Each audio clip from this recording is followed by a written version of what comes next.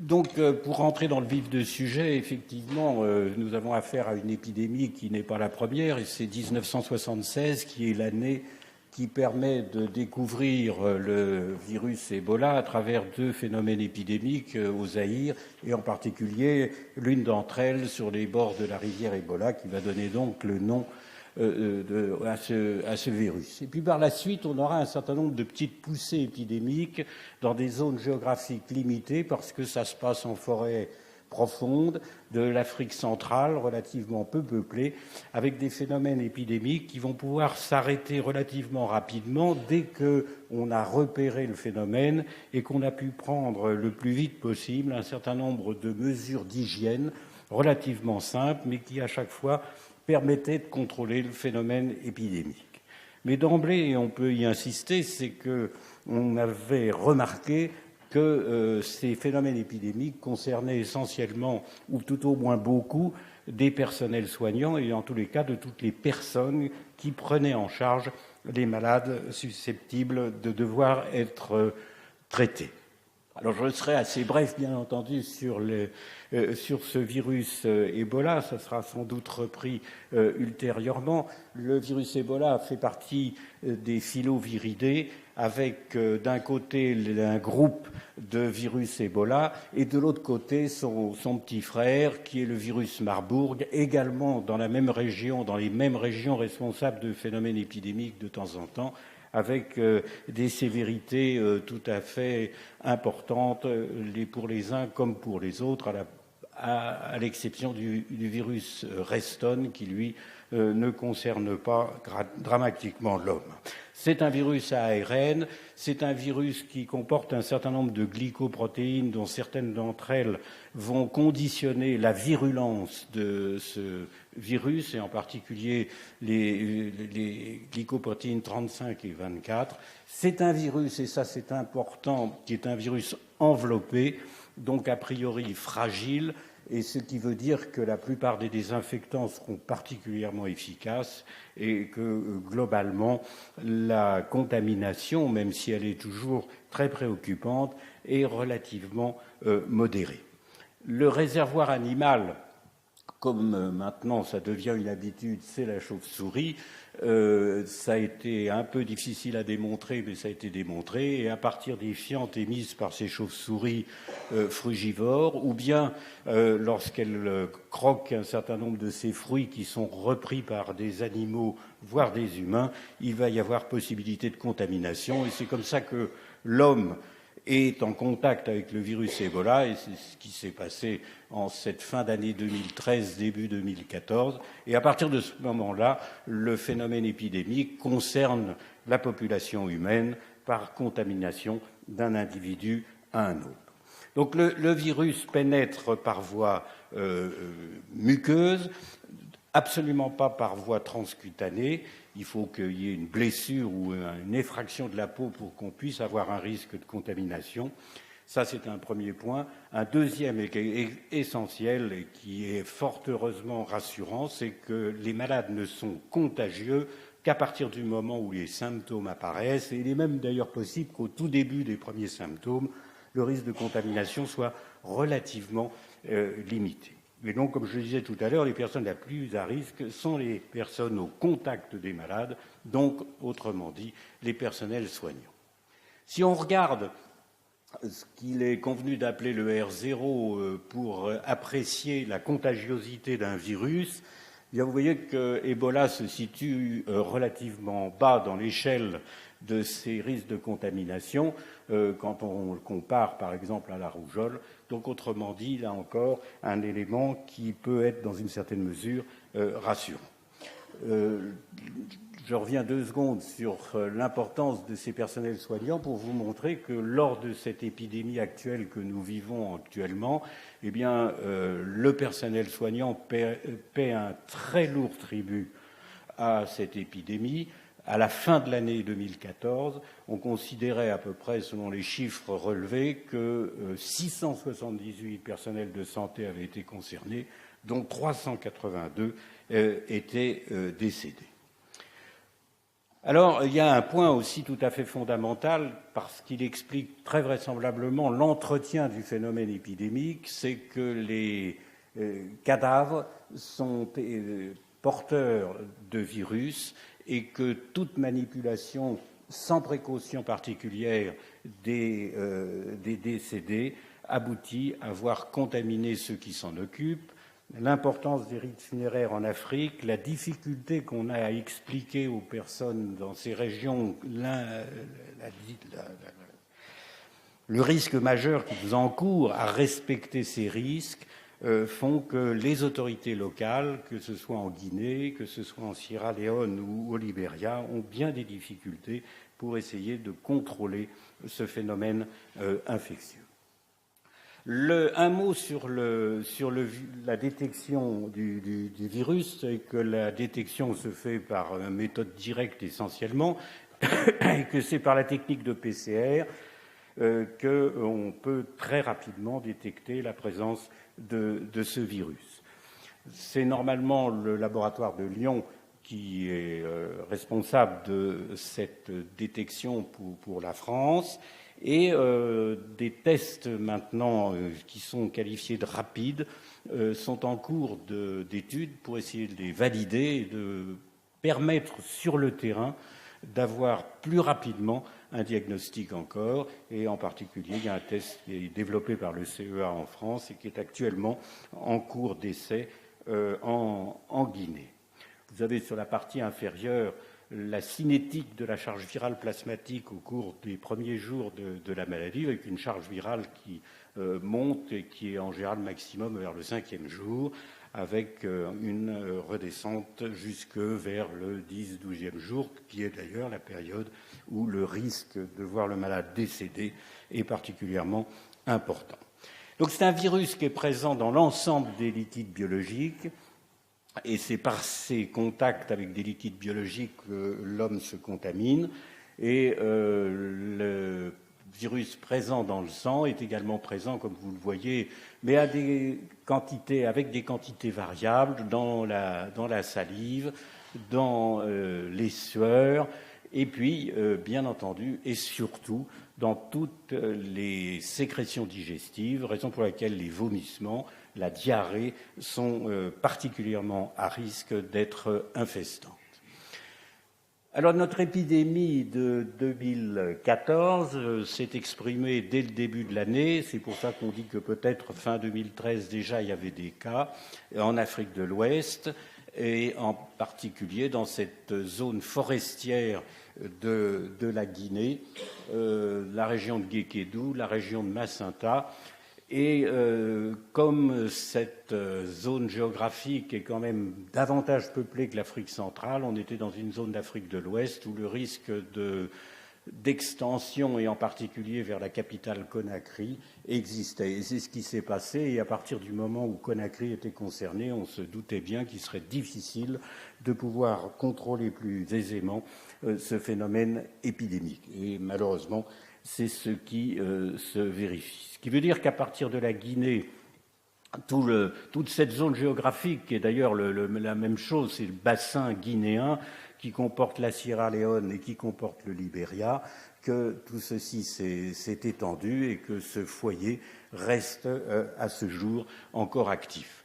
Vous voyez ici marqué le Nigeria, qui a été secondairement contaminé à partir d'un individu qui a contaminé localement quelques cas, et fort heureusement, l'action des autorités du Nigeria ont permis de contrôler le phénomène infectieux épidémique. Et si on revient à l'ensemble du phénomène, à ce jour, autant qu'on puisse faire confiance aux chiffres relevés, on estime qu'on a un peu plus de 21 000 cas, avec un nombre de décès estimé supérieur à 8 500 cas. Vous avez sur cette diapositive de médiocre qualité la montée en puissance du nombre de cas qui ont été relevés à partir du mois de mars, avril, et avec une augmentation plus importante vers les mois de juin, juillet, et ça s'est poursuivi au cours des mois successifs.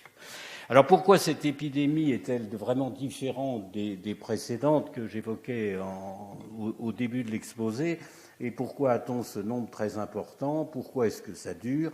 Eh bien, je pense que la première réponse, je l'ai évoquée, c'est l'Afrique de l'Ouest.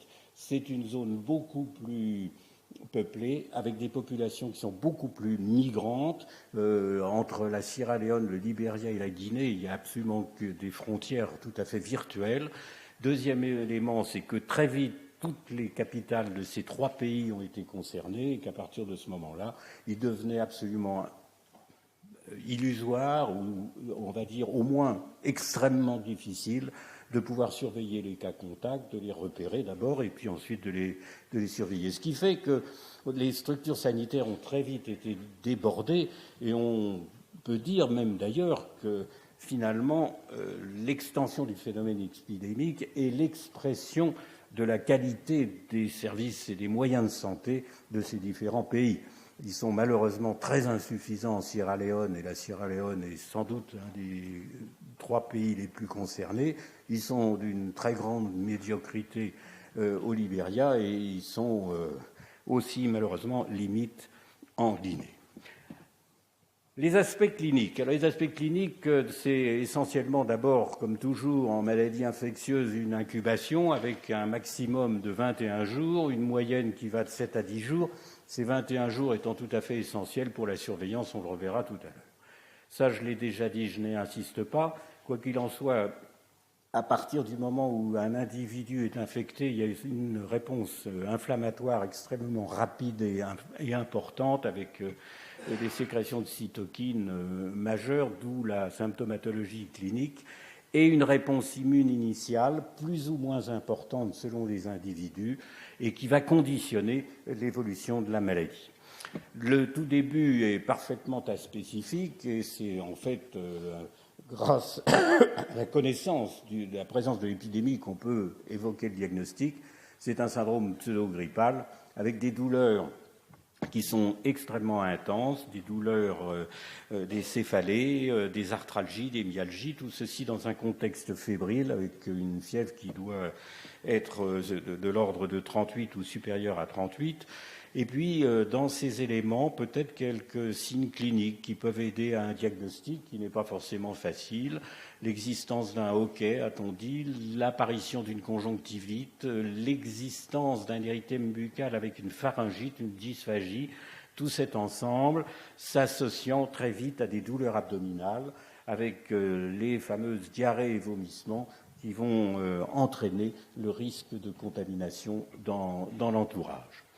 Alors, on parle d'une amélioration transitoire parfois, c'est aussi fréquent en maladie infectieuse. Il faut bien reconnaître que l'amélioration transitoire, ici, elle est extrêmement courte. Elle est sans doute de quelques heures, d'après ce qu'on peut reprendre maintenant dans les études. Quoi qu'il en soit, on arrive très vite à un état de déshydratation, d'hypovolémie, de choc, qui est l'expression de la déshydratation due aux diarrhées et aux vomissements, avec, curieusement, dans cette épidémie, relativement peu de signes hémorragiques. L'Ebola fait partie des fièvres hémorragiques virales, et donc on peut avoir des phénomènes hémorragiques, j'y reviendrai, mais là, ils sont relativement peu fréquents, et en fait, on a une défaillance polyviscérale par déshydratation, ce qui explique l'importance que l'on souhaite d'avoir une réhydratation de ces malades dans les meilleurs délais, mais ce qui n'est pas sur le terrain si facile à réaliser. Ce qui fait que finalement, en général, on a une défaillance rapide avec une défaillance cardiaque, des troubles neurologiques et un décès vers le 7-10e jour dans un bon nombre de cas. Donc j'évoquais ces signes hémorragiques. Étant donné les perturbations globales de la crasse sanguine, eh bien, on va avoir des hémorragies qui peuvent apparaître dans tous les registres, de l'épistaxis à l'hématémèse, en passant par les hémorragies conjonctivales. Voilà ici quelques aspects de ces lésions qui peuvent être observées, avec ici une conjonctivite, cette pharyngite qui est assez caractéristique, et puis des manifestations hémorragiques, comme vous pouvez le voir ici. Simplement pour vous montrer ici la répartition, cette diapositive n'est pas bonne et je m'en excuse aussi, la majorité des symptômes, c'est la fièvre, c'est la diarrhée, les nausées, vomissements, alors que les signes, au contraire, de type hémorragique sont moins nombreux. Bon, cette diapositive vous résume un petit peu le schéma entre la période d'incubation où il n'y a rien et il n'y a pas de risque de contamination, et ça c'est essentiel. Les premiers jours avec les signes d'invasion que vous voyez ici, pseudo-grippaux, et puis ensuite les signes plus, entre guillemets, spécifiques à partir du 5e jour jusqu'au moment où les gens vont décéder, ou au contraire, avec une amélioration des symptômes vers le 5-7e jour qui va pouvoir conduire vers la régression et la guérison. Ce qui fait qu'on peut essayer déjà d'avoir quelques éléments pronostiques qui sont considérés comme négatifs. La forte contamination, mais enfin c'est difficile à apprécier, encore que par la notion de contact, on peut l'apprécier éventuellement. Une incubation courte. Comme souvent, les tout-petits d'une part et les femmes enceintes qui sont plus fragiles vis-à-vis de ces maladies virales, la progression rapide des symptômes et puis les signes de défaillance qui peuvent apparaître, que ce soit notamment hépatiques ou l'existence de signes digestifs majeurs. Et vous voyez sur cette courbe actuarielle que l'âge est un élément important et que les personnes qui... on a pris la limite de 40 ans, ça fait parfois sourire ici, mais au-dessus de 40 ans, on est déjà en période où on devient âgé dans cette zone géographique. Et là, on a une baisse tout à fait significative de la possibilité de survie. Les survivants ont parfois ou volontiers même un certain nombre de troubles, en dehors de l'asthénie qui est en général majeure et qui va durer, comme dans beaucoup de ces maladies virales. Il y a un certain nombre de symptômes d'ordre oculaire, d'ordre urinaire, des atteintes parotidiennes qui peuvent encore durer pendant les semaines qui suivent le phénomène infectieux. Sur le plan biologique, là encore, on n'a pas beaucoup de choses très spécifiques. On est sur une maladie virale avec une leucopénie, une lymphopénie, une thrombopénie, il y a parfois initialement, comme souvent, une hyperleucocytose. On a une coagulation perturbée avec une CIVD biologique, une atteinte hépatique avec notamment une élévation des transaminases, et les témoins de la rhabdiomolyse avec une augmentation des créatines phosphokinases. Alors là aussi, quelques éléments sont considérés comme de mauvais pronostics, et en particulier, ce qui paraît logique, une lymphopénie profonde qui témoigne d'une difficulté pour l'organisme à mettre en place des moyens de défense, et en particulier la création d'anticorps qui sont un élément tout à fait essentiel dans la guérison de cette maladie. Voilà, ici, vous avez sur cette diapositive l'évolution du virus et de la charge virale, et puis dans un certain nombre de substances, en même temps qu'on a biologiquement l'apparition des IgM, vous voyez, qui est comme toujours précoce et avant de rebaisser, et puis la montée des IgG qui vont perdurer par la suite. Quelques mots sur le traitement, pour dire que malheureusement le traitement c'est pas grand-chose encore à ce jour, avec d'abord, et ça c'est essentiel, c'est de pouvoir traiter les gens en leur donnant un traitement antipaludisme. Le risque de mourir à Conakry est beaucoup plus important avec Plasmodium falciparum qu'avec Ebola. Il ne faut peut-être pas l'oublier. Donc, dans la symptomatologie que je vous ai montrée, un diagnostic différentiel avec un paludisme, ça n'est pas simple, raison pour laquelle, globalement, tous ces malades, quand on les prend en charge, reçoivent un traitement antipalustre. Deuxièmement, des risques de surinfection qui conduisent à souvent prescrire des antibiotiques. Ce n'est pas forcément les meilleures règles d'utilisation de l'antibiothérapie, mais là encore, la prescription de céphalosporine de 3e génération est très souvent mise en place. Et puis, eh bien, il y a cette réhydratation sur laquelle on insiste parce qu'au début, ça n'était que très modestement fait et par conséquent aboutissant à des décès sans doute plus importants. Et la réhydratation, quand elle est possible, parce qu'elle est souvent difficile à faire sur le terrain, eh bien, permet de sortir un certain nombre de ces malades d'une situation critique. Le Médecins sans frontières, qui a beaucoup travaillé dans les premiers cas, a essayé par voie orale d'abord de réhydrater au mieux.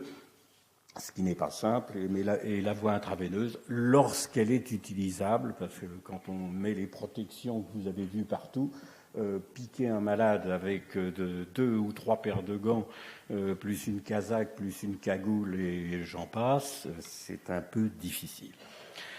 Il y a possibilité, mais c'est là aussi difficile, d'utiliser des sérums de convalescents.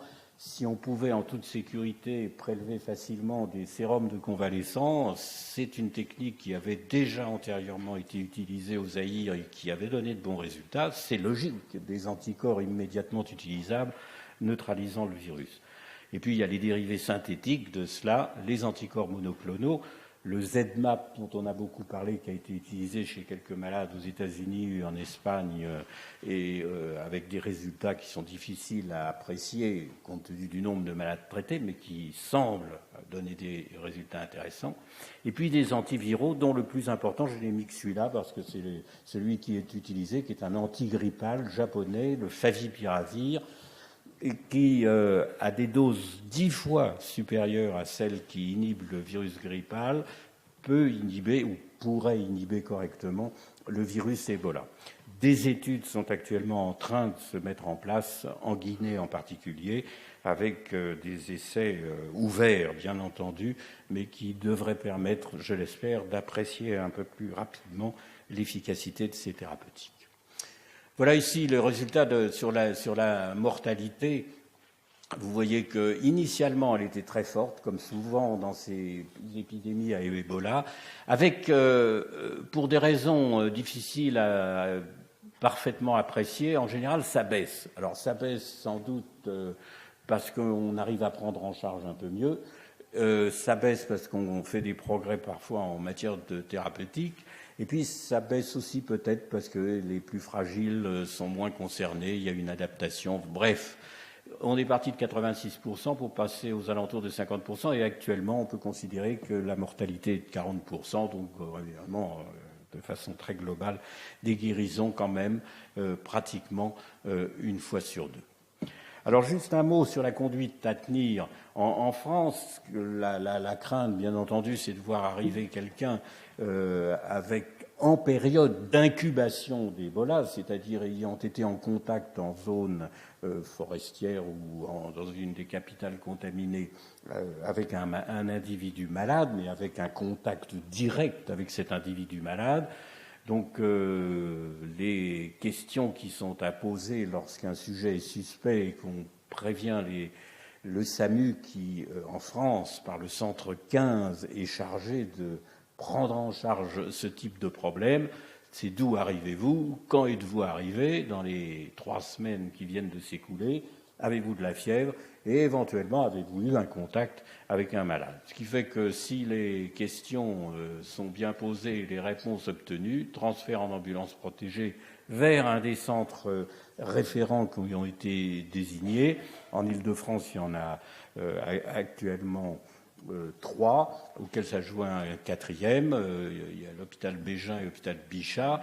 Il y a pour les cas pédiatriques l'hôpital Necker. Et il a été rajouté depuis quelques semaines la Pitié-Salpêtrière. Isolement et validation avec l'INVS.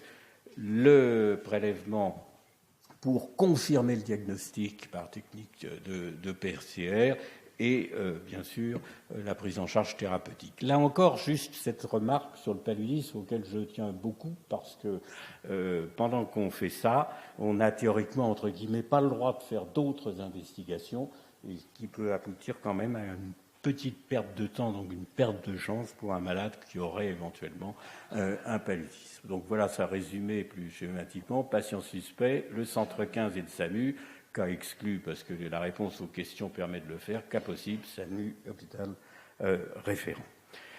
Voilà, je m'arrêterai sur ces éléments pour respecter les temps.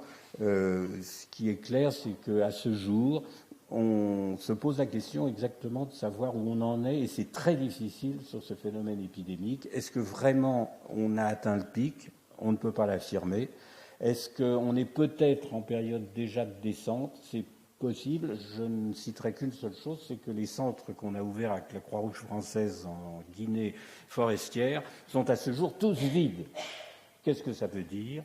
Ou bien vraiment l'épidémie est en train de diminuer, ça serait la bonne nouvelle, ou bien les populations locales qui sont très réticentes, très craintives pour envoyer leurs malades dans les centres en question, eh bien gardent leurs malades dans les villages, ce qui poserait évidemment un problème épidémique encore important. Je vous remercie.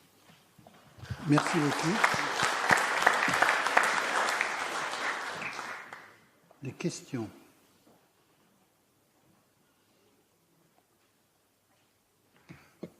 Alors, Jean-François, oui. Quelle est la situation dans les pays européens actuellement ? Alors actuellement, dans les pays européens, il y a pratiquement rien. À ma connaissance, il y a à Londres actuellement une personne qui est hospitalisée, une infirmière qui revient de Sierra Leone et qui est hospitalisée avec un cas d'Ebola. Il y a eu une suspicion en Allemagne. Voilà. En Espagne, à ma connaissance, il n'y a plus rien. En France, comme vous le savez, il y a eu les 2 cas qui ont été hospitalisés à l'hôpital Bégin. Une infirmière française qui travaillait sur place et qui a dû être rapatriée. Et puis une personne qui dépendait plus des autorités internationales et dont on avait demandé le rapatriement sur la France. Et la survie chez ces gens-là est bien meilleure, c'est ça ? Alors oui, il faut rester prudent puisque oui, on peut espérer quand même que la prise en charge telle qu'elle est faite aux États-Unis, en France, etc., donne, j'allais dire, une chance largement supplémentaire d'aller vers la guérison. Ceci étant dit, tout dépend aussi de la rapidité avec laquelle le rapatriement est fait. On a vu les missionnaires de Sierra Leone rapatriés sur Madrid arriver sans doute tout de même trop tard. Et à partir de ce moment-là, tout essai de thérapeutique est absolument ou risque d'être illusoire. La mortalité du personnel soignant est supérieure à 50%, alors que la mortalité globale est inférieure à 50%. Comment ça se fait ? Alors, cette question est intéressante et on peut se poser la question de savoir si le personnel soignant n'a pas justement cette forte contamination par le contact très proche qu'ils ont avec des malades, le risque de se piquer avec donc par conséquent un contact immédiat avec du sang, pourrait donner ce fameux critère de risque qui est une charge virale, une contamination avec un nombre de virus important. C'est une hypothèse. Oui, est-ce que le virus mute rapidement ? Et est-ce que, par exemple, le virus de la première épidémie au Zaïre est similaire au virus actuel, ceci notamment pour des techniques de production d'anticorps? Alors là, je laisserai peut-être M. Sylvain Bèze répondre à ma place. Si on a quand même un virus qui est relativement stable, si les craintes de mutation vers quelque chose qui serait plus ennuyeux, avec des transmissions ou des modes de transmission différents, je crois pas trop, mais avec l'autorisation. Effectivement, ce sera abordé après dans la présentation suivante. Oui, monsieur, que sait-on pour ce virus ou d'autres virus, dont un que vous avez cité, des mécanismes conduisant aux hémorragies ? Alors là, on entre dans la physiopathologie. Il y a un certain nombre de structures de ce virus qui déclenchent des troubles de l'hémostase. Vous avez vu que déjà aussi, comme dans beaucoup de maladies virales, on a une thrombopénie, et puis là on a l'apparition de phénomènes de type coagulopathie de consommation par des sécrétions de substances qui vont entraîner les modifications de l'hémostase. C'est comme ça qu'on explique.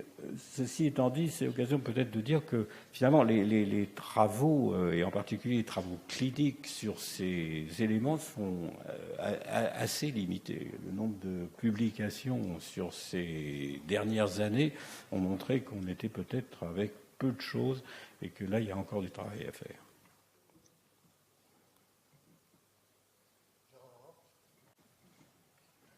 Oui, on aimerait vous poser beaucoup de questions. Je me contenterai d'en poser deux courtes. La première, pouvez-vous préciser un peu de quel test rapide de diagnostic on dispose actuellement? Qu'est-ce que vous en pensez? La deuxième question, c'est à propos des essais cliniques. Quelle est votre position par rapport à l'approche compassionnelle et l'approche rigoureuse, cas témoins, randomisation? Alors, la première question, c'est dans vos prévisions d'exposer, non? Les tests rapides? Non. Alors, non, oui, effectivement. Bon, la PCR, c'est très bien, mais la PCR, c'est pas si facile que ça sur le terrain en particulier, d'où la nécessité d'essayer de trouver des tests rapides. Là aussi, c'est un point important. Dans les centres où on prend en charge des sujets suspects, si vous n'avez pas un diagnostic dans les heures qui suivent, vous embouteillez votre centre. Et qu'à ce moment-là, ça devient complètement ingérable, indépendamment même du fait que l'importance du diagnostic différentiel que j'évoquais avec le paludisme se pose aussi avec d'autres maladies. Donc, l'importance d'avoir des tests de détection plus rapides. Alors, techniquement, je ne connais pas bien ce que, par exemple, le CEA a mis en place, mais c'est sur des détections rapides, comme on le fait pour le paludisme, avec des buvards, et qu'on détecte un antigène d'Ebola. Alors, deuxième question. Celle-là, elle est évidemment difficile, mais vous avez bien compris que dans ce contexte, faire des études contrôlées, c'est très très difficile, pour ne pas dire complètement illusoire. Déjà, mettre en place une étude, c'est compliqué. Il faut aussi expliquer à la population que tous ces tests, tous ces essais, toutes ces volontés de faire quelque chose n'est pas assorti d'éléments négatifs. Ebola, c'est une maladie provoquée par les Blancs. Ebola, quand on va se faire traiter dans un centre Ebola et qu'une personne sur deux meurt, eh ben, les populations ne voient que les personnes décédées et pas du tout les personnes qui sortent. Si vous ajoutez à ça des éléments d'essai thérapeutique d'une façon ou d'une autre, vous imaginez que c'est compliqué. Alors, on arrive quand même, bien entendu, et avec les autorités locales qui sont vraiment très, très positives. Moi, je connais surtout les autorités guinéennes, mais avec une volonté très forte d'avancer et de proposer et de réclamer ces thérapeutiques en les expliquant aux populations. Vous avez évoqué l'essai en Guinée que l'INSERM conduit avec le favipiravir. Comment est-il conçu cet essai? Alors, c'est un essai qui est conçu avec l'INSERM, qui est en fait un protocole extrêmement simple dans le concept. C'est de prendre le favipiravir, de considérer que c'est un antiviral qui, comme tous les antiviraux, n'a une chance de fonctionner que si on l'utilise très précocement après les premiers symptômes. Donc, dans les centres qui sont ouverts et qui accueillent des malades, et qui en général les accueillent très vite, puisque dès que le malade est malade, il va très mal très vite, et que donc on peut les avoir assez rapidement, de leur administrer par voie orale, car c'est un médicament par voie orale, en ouvert le médicament. Ce qui veut dire quand même les moyens de vérifier biologiquement qu'on fait quelque chose de correct, que virologiquement on obtient des résultats, et ça veut dire quand même une mise en place technologique qui en forêt tropicale n'est pas extrêmement simple. La dernière question, si vous permettez, et quid des candidats vaccins actuellement? Alors, pour la vaccination, là aussi, il y a plusieurs candidats vaccins avec des virus porteurs qui sont modifiés, auxquels on retire une partie. Je ne sais pas si je commence à mordre aussi, non bon. Et auxquels on introduit une fraction antigénique Ebola, avec des résultats qui ont été intéressants, en particulier avec un adénovirus porteur d'une partie d'Ebola chez le chimpanzé. Et en tout cas, des essais qui se mettent en place, il y a au moins 2 laboratoires qui mettent en place des essais pour vérifier chez l'homme déjà la bonne tolérance de cette immunisation, de cette vaccination, et puis la vérification de la qualité en montée d'anticorps.